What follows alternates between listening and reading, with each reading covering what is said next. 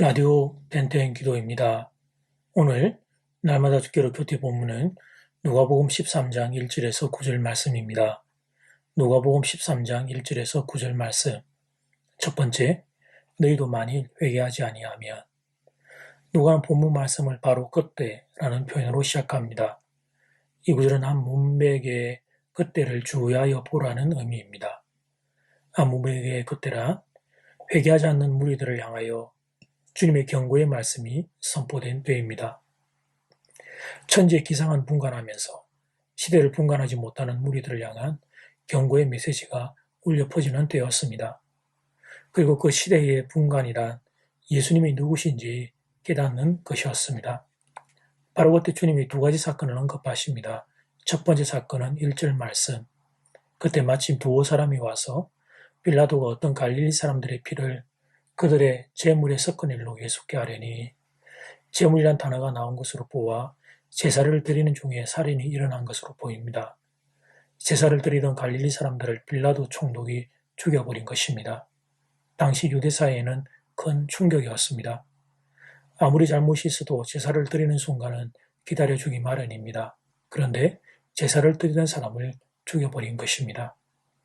그래서 당시 사람들은 수군거렸습니다. 죽임을 당한 갈릴리 사람들이 도대체 얼마나 큰 잘못을 했으면 이런 벌을 받았을까? 그렇게 사람들이 모이면 수군거리면서 죽임당한 사람들을 조롱했습니다. 그런데 그런 그들을 향해 주님이 3절에서 이렇게 말씀하십니다. 너에게 이르노니 아니라 너희도 만일 회개하지 아니하면 다 이와 같이 망하리라. 두 번째 사건은 4절에 기록되어 있는 실로암 망대가 무너진 사건입니다. 그때 무너지는 망대에 18명이 죽게 되었는데 주님이 이 사건을 언급하신 겁니다. 역시 사람들은 이 일을 두고서도 수군수군 말이 많았습니다. 죽은 사람들은 재수없는 사람들이라고, 망대가 무너지는데 하필이면 그 밑에 있다가 돌에 깔려 죽었다고 비난했습니다. 그렇게 생각하는 이들을 향하여 주님은 5절에서 한 번 더 말씀하십니다. 너에게 이르노니 아니라 너희도 만일 회개하지 아니하면 다 이와 같이 망하리라. 3절과 5절 말씀이 동일한 말씀의 반복이죠. 실제 이런 실제 사례를 언급하신 이유는 이것입니다. 지금 내가 회개해야 하는데 도무지 회개할지 모르는 무리들을 향하여 주님이 충격요법을 사용하신 것입니다. 제사드리다가 죽임당한 갈릴리 사람들이나 실로암 망대에 치여 죽은 사람들이나 지금 너희의 형편이나 다를 것이 없다는 말씀입니다. 너희도 지금 회개하지 않으면 그러면 이와 같이 망하게 될 것이라는 말씀이었습니다. 그만큼 사람들은 자기를 모릅니다. 자신의 실체를 모릅니다. 나도 죄로 인해 돌에 맞아 죽을 수밖에 없는 인생이라는 사실을 모릅니다. 이렇게 영적인 교만에 빠진 무리들을 주님의 말씀을 통해 권면하십니다. 그렇다면 우리는 어떻습니까? 우리는 나의 실체를 알고 있습니까? 나 역시 죄로 인해 죽을 수밖에 없는 존재라는 사실을 마음 중심으로 깨닫고 있습니까? 성경이 오늘 우리에게 던지는 질문입니다. 두 번째, 하나님이 기다려 주시는 것입니다. 본문의 마른 무화과 나무의 비유는 3절과 5절에서 강조된 회개하지 아니하면 망하리라는 말씀의 연결 내용입니다. 회개를 기다리는 하나님의 인내를 보여주는 비유입니다. 회개하지 않는다고 당장 망하는 것은 아닙니다. 그러나 그것은 하나님이 기다려 주시기 때문입니다. 그런데 하나님 주시는 회개의 기회를 다 날려버리면 그러면 결국 그 사람은 망할 수밖에 없습니다. 7절 말씀. 포도원 지기에게 이르되 내가 3년을 와서 이 무화과 나무에서 열매를 구하되 얻지 못하니 찍어버리라. 어찌 땅만 뿌리게 하겠느냐. 그래서 포도원 지기가 주인에게 1년만 더 기다려달라고 간청합니다. 8절, 9절 말씀. 대답하여 이르되 주인이여 금년에도 그대로 두소서 내가 두릅하고 그름을 주노니 이후에 만일 열매가 열면 좋거니와 그렇지 않으면 찍어 버리소서 하였다 하시니라. 여기서 우리는 열매를 기다리는 주인의 인내를 보게 됩니다. 무화과 나무는 하나님의 백성 이스라엘을 가리킵니다. 하나님께서는 당신의 백성에게 회개의 기회를 충분히 주셨습니다. 그럼에도 불구하고 그들은 하나님 앞에서 열매 맺는 삶을 살지 못했습니다. 이제 하나님의 인내는 한계점에 도달했습니다. 심판이 불가피한 상황에 도달했습니다. 이런 상황에서 하나님은 최후의 통첩으로 예수님을 보내어 열매를 맺으라고 권고하셨습니다. 이것이 오늘 이 본문의 이 마지막 1년의 기간에 해당할 것입니다. 지금까지 하나님 백성의 역사는 회개를 외치는 선지자를 죽이는 역사였습니다. 그래서 마지막으로 아들 예수님을 이 땅에 보내어 회개하고 돌아올 것을 권고하십니다. 그리고 지금은 다시 오신 예수님의 심판을 앞두고 하나님이 기다리고 계시는 중입니다. 그러니 하나님의 심판이 임하기 전에 사람들이 회개하고 돌이키면 얼마나 좋을까요? 안타까운 것은 하나님의 심판이 어디 있냐 조롱하며 막 사는 인생들이 너무 많다는 사실입니다. 하나님이 기다리심에 있을 때 하나님 향하여 돌이키는 회개가 우리들 가운데 일어나게 되기를 간절히 소원합니다. 이제 첫 번째 기도 시간입니다. 받은 말씀과 개인 기도 제목을 가지고 함께 기도하는 시간입니다. 이 시간 다 함께 마음을 모아 주님 앞으로 나아가겠습니다.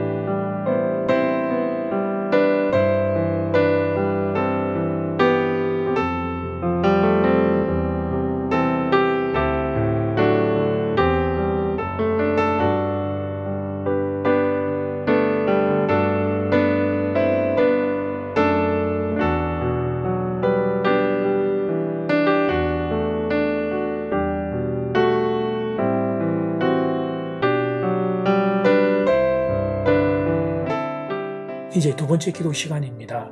작은 1번 너희도 만일 회개하지 아니하면 실제 사례를 언급하신 이유는 지금 내가 회개해야 하는데 도무지 회개할지 모르는 무리를 향하여 주님이 충격요법을 사용하신 겁니다. 갈릴리 사람들이나 실로암 망대에 치여 죽은 사람들이나 너희들이 형편이 다를 것이 없다는 것입니다. 작은 2번 하나님이 기다려 주시는 겁니다. 회개를 기다린 하나님이 인내를 보여주는 본문의 무화과나무의 비유입니다. 하나님 주시는 회개의 기회를 그런데 날려버리면 결국 그 사람은 망하게 될 것입니다. 그 전에 회개하고 돌이켜야 하겠습니다. 이 시간 다 함께 마음을 모아 기도드리겠습니다.